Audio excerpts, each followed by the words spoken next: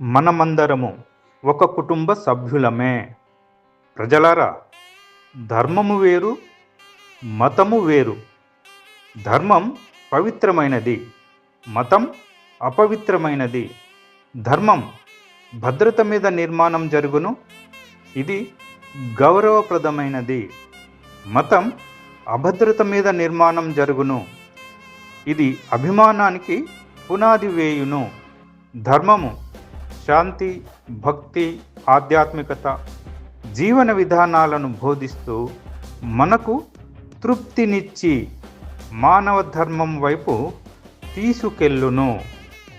మతం శారీరక సుఖము, శరీరమే జీవితం అని అంటూ అశాంతి, కోరికలు, ద్వేషం, వాంఛ, వ్యసనం, అహంకారం, అసూయలతో అసంతృప్తినిచ్చి మనలను మృగధర్మం వైపు తీసుకెళ్ళును.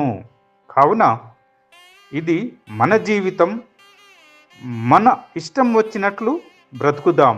అయితే ధర్మబద్ధంగా జీవించినప్పుడే మనకు శాంతి అయిన, సుఖమైన, సంతోషమైన లభించును.